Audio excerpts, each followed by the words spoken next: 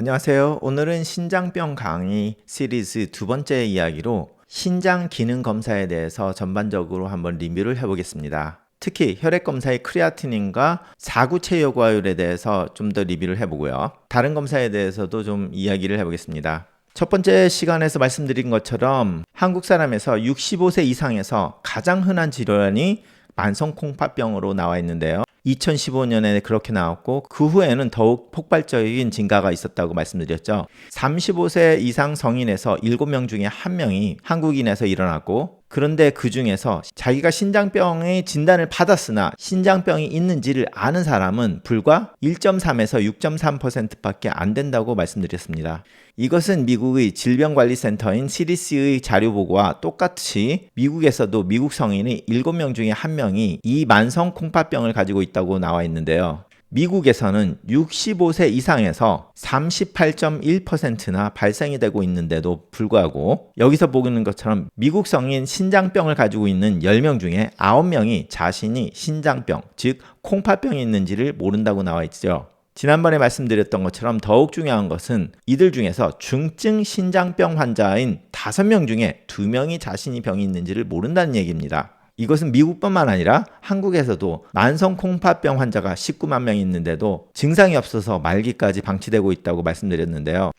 자, 그럼 지금 이렇게 말하는 신장 기능이 도대체 무엇을 의미하는지 10명 중에 9명이 모르고 있는 병이기 때문에 그 병을 어떻게 진단하는지조차도 모르는 사람이 대부분이라는 거죠. 벌써 자기가 신장 기능 검사를 자신도 모르는 사이에 자신이 내과 의사로부터 받았고 거기에 대해서 신장병 진단까지 받았음에도 불구하고 환자들은 모르기 때문에 그 진단이 어떻게 만들어지는지에 대해서 오늘 리뷰를 해보겠습니다. 자, 신장병 검사라고 하면 몇 가지가 있는데요. 그 중에서 우리가 흔히 말하는 신장병 검사, 콩팥병 검사, 즉 1기, 2기, 3기, 4기, 5기, 말기신부전이라고 이렇게 말하는 검사는 혈액 검사를 일컫고 있습니다. 특히 여기서 크레아티닌과 eGFR, 사구체 요구화율을 의미하고 있는데요. 이거는 어디를 가서든지 건강검진을 했다면 반드시 처음으로 들어가는 검사입니다. 왜냐하면 그런 콩팥병이 많고 콩팥병이 문제가 있을 때 의사가 쓸 수 있는 굉장히 많은 약들이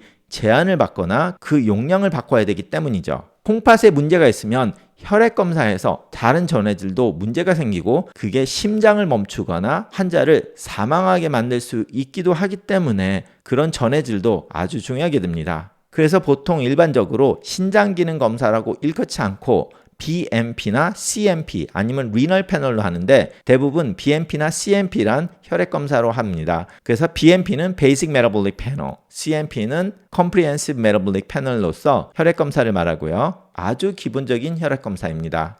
자, 그런데 이게 신장 기능이 모든 게 아니라 이런 신장 기능을 보기 위해서 대표적으로 사구체 요구화를 말하지만 소변 검사에서 단백뇨나 혈뇨를 보기도 하고요. 소변에서 당뇨가 나오는지 아니면 염증이 있는지 이런 검사도 하고, 그리고 이렇게 혈액이나 소변 검사 이외에 초음파를 통해서 신장에 종양이 있거나 돌이 있거나 아니면 낭종이 있거나 해부학적 문제가 있는 그런 검사도 같이 하게 됩니다. 자, 그래서 가장 흔하게 우리가 신장 기능을 말할 때 말하는 것은 혈액 검사라고 말씀드렸는데요. BMP, Basic Metabolic Panel이나 CMP, Comprehensive Metabolic Panel이라고 해서 여러 가지 검사를 하나의 콤비네이션으로 묶어서 검사를 하게 됩니다. 왜냐하면 그런 전해질들이 다 같이 검사를 해야 서로 질병에 대해서 관리를 할 수 있기 때문에 하나만 가지면 그 환자와 콩팥병에 대해서 관리를 할 수가 없다는 거죠.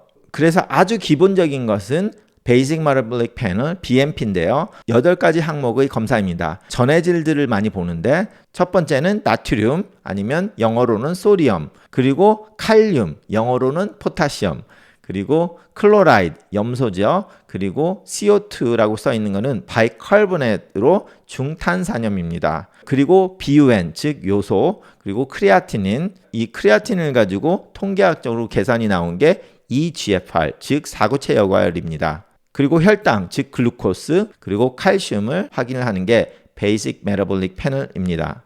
그런데 CMP, Comprehensive Metabolic Panel에서는 이 BMP에서 하는 검사 모두를 포함을 하고 여기서 6가지가 더 추가가 되는데요. 알부민과 토럴 프로틴, 혈액의 단백질, 간 수치가 포함되게 됩니다. 그래서 ALT, AST, 알칼라인 포스파테이스, 빌리루빈이 포함돼서 CMP로 표현을 하고요. 많은 경우 BMP를 하지만 간의 수치도 봐야 될 경우에 CMP를 오더를 하게 됩니다. 자, 그래서 제가 개런티를 하는데 사람들이 병원에 가서 피검사를 했다 하면 벌써 많은 피검사를 한 후에 추가로 이상한 거를 한두 개 할 때만 빼놓고는 반드시 BMP나 CMP 검사를 한다고 해도 과언이 아닐 정도로 가장 기본적인 검사입니다. 우리가 만성콩팥병 하면 만성콩팥병 1기, 2기, 3기, 4기, 5기, 즉 말기를 하면서 콩팥이 점점 가면서 망가지는 그림을 보게 됩니다. 이렇게 노랗게 그리는 그림 자체가 이만큼 콩팥이 망가졌을 때 이렇게 3기구나 라고 오해를 하는 경우가 있습니다. 자, 이 그림 자체가 그걸 표현하려고 했던 그림은 아닌데 이게 굉장히 많은 오해를 일으켜요. 이 그림도 1기, 2기, 3기 하면 3기 정도 되면 60% 남았을 때가 3기구나 라고 오해를 한다는 거죠. 자, 그런데 이게 오해를 사게 되는 이유가 여기 그림에 콩팥이 하나가 그려 있죠. 자, 그러면 사람들이 콩팥을 하나를 갖고 있냐? 그렇지 않죠. 콩팥이 2개가 있죠. 그러다 보니까 2개를 합쳐가지고 그린 그림처럼이라고 오해를 하는데 문제는 뭐냐면 여기서 그린 그림은 여과율이 떨어지는 분량에 따라서 표현을 한 겁니다. 자, 그런데 문제는 사람들이 콩팥이 2개가 있다는 것과 사람들이 콩팥을 하나만 가지고 있는 건강한 사람을 보면 어때요?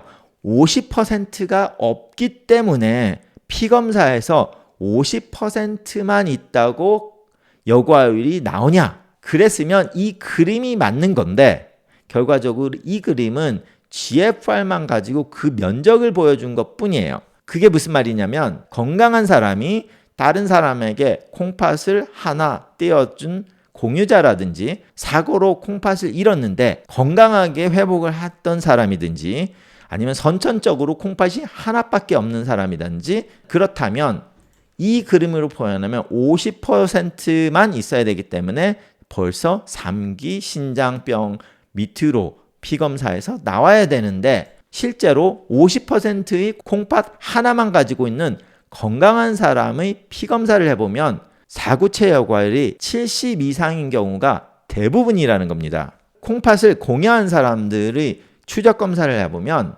보통 GFR이 100에서 120 정도 있는 것을 우리가 확인을 하고 콩팥을 기증한 후에 그 다음 날부터 혈액 검사를 해보면 GFR이 50% 저하가 돼야 되는데 100에서 120인 사람이 거의 80을 계속 유지하고 있다는 걸 알고 있습니다. 제 환자들 중에서도 100 정도 나온 사람들이 거의 80을 유지하는 게 대부분이었어요. 100이든 120이든 거기서 80 몇으로 떨어진다는 것은 결과적으로 20%에서 25%밖에 안 떨어진다는 얘기예요. 콩팥은 50%가 없어졌지만. 자, 이것을 왜 제가 굉장히 강조를 하냐면 우리가 콩팥이 하나 있는 게 아니라 대부분의 사람들이 콩팥을 2개를 갖고 있잖아요. 그 2개를 가지고 있는데 콩팥의 기능이 GFR이 50으로 떨어졌다면 대부분의 일반 내과 선생님들이 콩팥이 조금 안 좋네요 라고 하는데 결과적으로 콩팥을 50% 하나를 떼어서 남한테 줬을 때 80 정도를 유지하는데 그럼 콩팥의 50%의 세포들이 없어졌는데 80%의 여과율을 가지고 있다면 거꾸로 콩팥이 2개 있는 사람이 여과율이 80이 아니라 50으로 떨어졌다면 콩팥의 세포 숫자는 50%만 망가진 게 아니죠. 50%가 아니라 70% 정도가 망가졌을 때 결과적으로 GFR이 50 정도로 표현이 된다는 얘기입니다.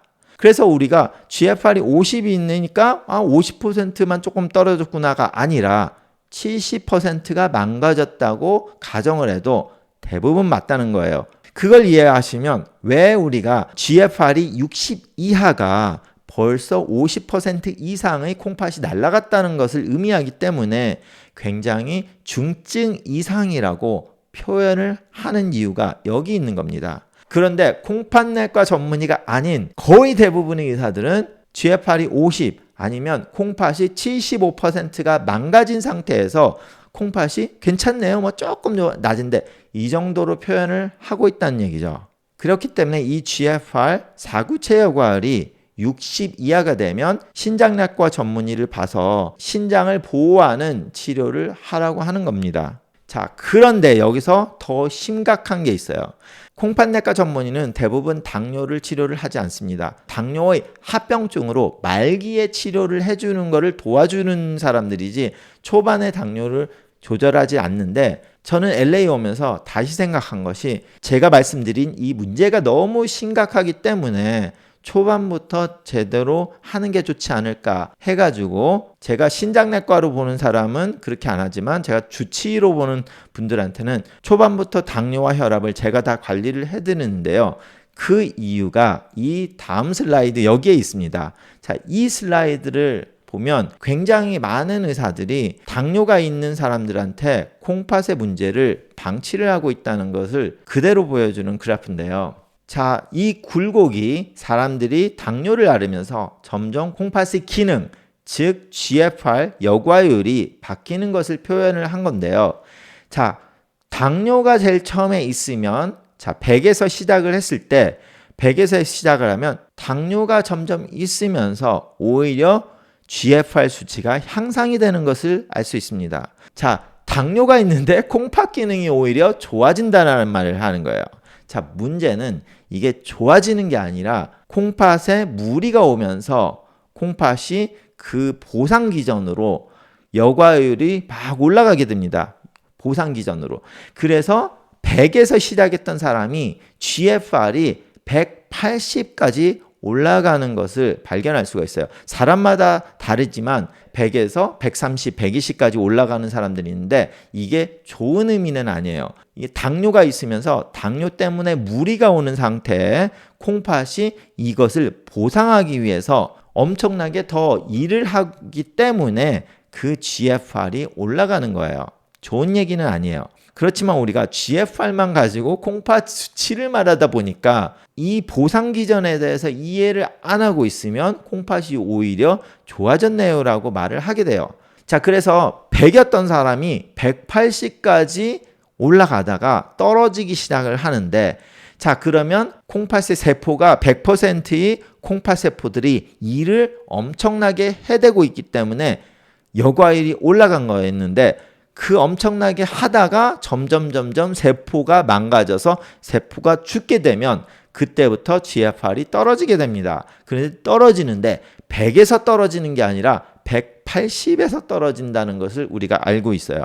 자, 그렇기 때문에 어떻게 해야 되겠어요? 이 밑에 보면 이 콩팥이 100% 있을 때 180까지 올라갔죠. 그래서 100%의 세포수를 말하는 겁니다. 그럼 콩팥에서 세포가 100%에서 50%로 콩팥이 세포수가 떨어지면 조금 전에 말씀드린 콩팥을 한 개를 공여를 한 사람하고 똑같은 거예요. 한 개를 공여를 해줬으면 어떻게 돼요? 50% 콩팥이 날아갔으면 그러면 GFR이 120이라는 거예요. 그래서 콩팥이 두 개 가지고 계신 당뇨 환자가 GFR이 120이라면 환자가 이 시점에 있는 거였는지 아니면 180까지 올라갔다가 망가지기 시작해서 50%가 망가져서 120을 찍었는지 모른다는 거죠. 자, 그런데 모르지만 어떻게 생각하냐? 당뇨가 6년, 7년, 8년 있는데 100이다. 그러면 지금 여기에 와 있다는 얘기지 여기에 있다는 건 아니에요. 당뇨가 6년, 7년 됐다면. 자, 왜냐하면 당뇨가 10년이 되면 거의 여기 시점을 가거든요. GFR이 50 정도 떨어지는 시점을 당뇨 10년 만에 오게 됩니다. 물론 당뇨 10년이라는 거는 조절을 잘한 사람은 10년이 아니라 20년, 30년이 될 수도 있고 당뇨 조절을 안 한 사람은 7, 8년, 6년이 될 수도 있는 거죠. 얼마나 조절했느냐에 따라서 그 시점이 따르지만 우리가 일반적으로 10년 정도가 되면 콩팥에 무리가 와서 60 이하를 치게 될 것이다 라고 통계학적으로 짐작을 하고 있는 거죠. 그렇기 때문에 당뇨 환자가 5년, 6년이 지났는데 GFR이 70이다라는 거는 여기에 있다는 얘기입니다. 그래프상으로 여기가 투석인데 0%로 남았을 때, 뭐 10% 이하로 남았을 때 투석인데 여기서 콩팥내과가 처음으로 보게 된다는 거예요. GFR 60 이하일 때 콩팥내과가 봤다는 거는 여기서 봤기 때문에 그러면 이 시점이 정말로 빠른 시점이냐라고 말할 수 있느냐라는 거죠. 그런데 이제 우리가 정식적으로는 10 이하에서 봤을 때 아주 빠른 컨설트였다. 신장내과가 빨리 봐준 거라고 말을 하고 있죠. 그렇지만 어떻게 돼요? 이 떨어지는 속도를 자세히 보면 이 60을 떨어지면서 이 속도 떨어지는 속도가 급속하게 떨어지게 됩니다. 그래서 60에서 투석까지는 굉장히 짧은 시간이 될 수 있다는 거예요. 물론 당뇨 환자에서 당뇨를 어떻게 관리를 하느냐에 따라서 이것이 이렇게 떨어지는 것이 이렇게 하면서 꾸준히 어느 정도 오래 갈 수도 있는 가능성은 있기 때문에 제가 항상 당뇨에 대해서 그리고 당뇨약을 어떤 거를 먹느냐에 따라서 콩팥을 어떻게 보호할 수 있는 얘기를 했고 그리고 약을 떠나서도 자기가 먹는 식사를 어떻게 하고 운동을 하는 거에 대해서 얼마나 콩팥이 유지될 수 있는 거를 알기 때문에 거기에 대해서 강의를 많이 했던 거예요. 그래서 오늘은 치료가 아니라 검사에 대해서 이야기를 하는데 왜 검사에 대해서 이렇게 길게 얘기하냐면 이 그래프를 보다 보면 이 마지막에 60에서 신장내과를 본다면 이 시점에서 보는 것이 정말로 빠른 시점인가에 대해서 의문을 하라는 거죠. 근데 대부분 어떻게 돼요? 실제로 제가 컨설트를 받을 때는 여기 완전히 여기 G라고 써 있는 요 시점에 보죠. 그렇기 때문에 현재 내과에서 신장내과로 보낼 때 대부분의 경우 90% 이상 콩팥이 망가진 후에 보내는 경우가 많기 때문에 이게 문제가 된다고 해서 한국에서도 콩팥 사업이라는 거를 시작을 했고 미국에서도 빨리 신장내과를 보라. 즉 GFR이 60이 떨어졌을 때 신장내과를 보라고 하는 캠페인을 한 15년 정도 전부터 했었습니다. 그랬는데도 제가 컨설트를 받을 때는 포타시움이 뭐 6.2, 크레아티닌이 5가 됐으니까 이제 콩팥이 좀 안 좋아서 신장내과 보셔야 되겠으니까 가서 빨리 보세요. 이렇게 해서 보내는 사람을 몇 번 보고 너무 황당했던 상황들이 꽤 많았기 때문에 이것은 미국 신장내과 학회에서도 내과 선생님들한테 계몽을 하자 해가지고 굉장히 많은 캠페인을 했던 건데 그게 그렇게 성공적으로 이루어지지 않았고 그러다 보니까 한국에서는 환자 계몽 쪽으로 가서 환자들한테 계몽을 시키자고 하는데 이것이 증상이 없다 보니까 환자들한테 외면당하는 병이 되고 끝에 가서 일이 크게 터진 후에야 그때 신장내과를 보게 되는 안타까운 질병이 된다는 거예요. 자, 그래서 오늘은 신장검사에 대해서 말씀을 드렸는데요.